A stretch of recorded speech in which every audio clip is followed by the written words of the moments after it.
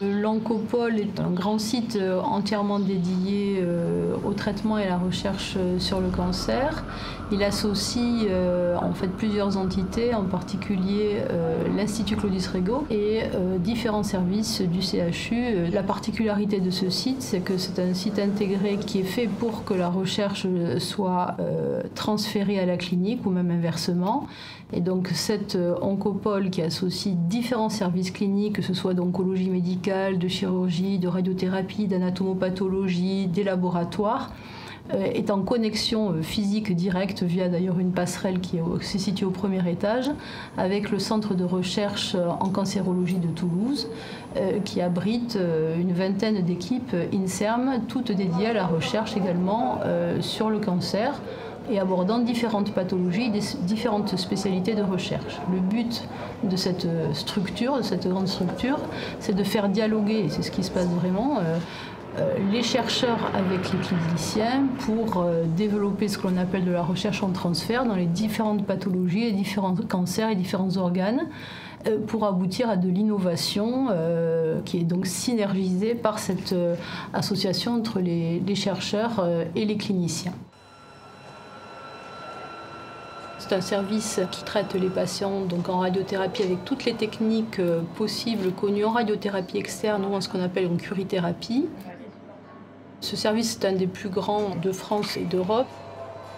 Nous combinons de nombreuses innovations en radiothérapie avec des thérapies ciblées et ce département qui traite environ 3000 patients par an est extrêmement tourné vers la recherche et ce depuis longtemps.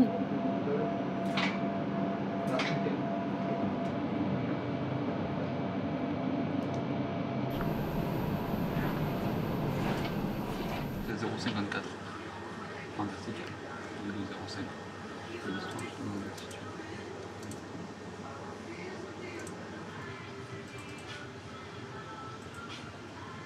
Moins 0,30. 0,30 à la place. On a 0,49. De la tolérance. C'est comme ça. Ouais, c'est nickel. ouais. On fait la fluo. Tu fais valider peut-être déjà?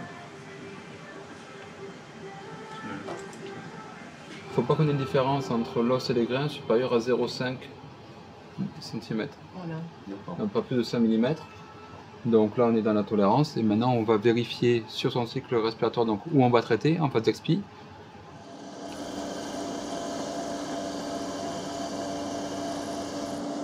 On a déjà évalué au repérage globalement quelle était l'amplitude respiratoire du patient, mais bien sûr ce n'est jamais pareil. Et donc là on s'assure durant la séance que c'est exactement ce qu'on a prévu.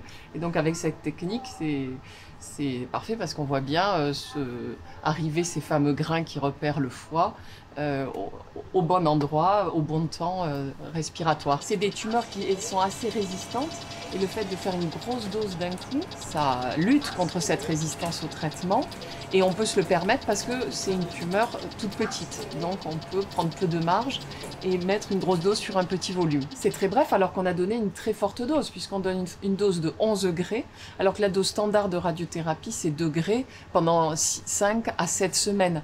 Là on va donner 11 degrés 5 fois. Ça s'appelle donc de la stéréotaxie hypofractionnée. Donc c'est vraiment des très fortes doses sur des petits volumes.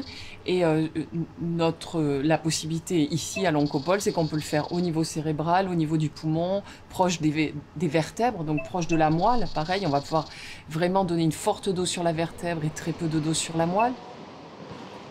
Récemment, les études ont montré que quand un patient avait plusieurs localisations à irradier dans la tête, on va essayer d'irradier spécifiquement chaque zone en particulier. Je peux vous montrer un exemple. C'est un cas où il y a 5 localisations dans l'encéphale, qu'on voit ici, là, 1, 2, 3, 4, 5.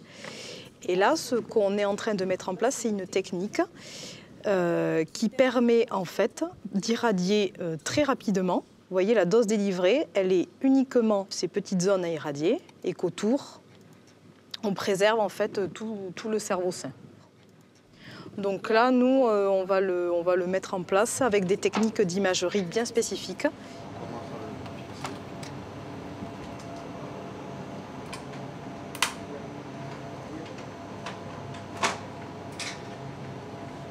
les arcs tournent comme ça, autour du patient, comme ça. Et c'est pour ça qu'on va bouger la table par rapport à l'accélérateur pour que les rayons arrivent comme ça, puis comme ça, autour du patient.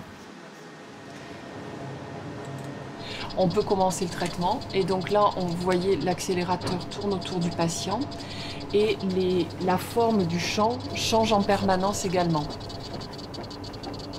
On utilise ce qu'on appelle un collimateur multilame.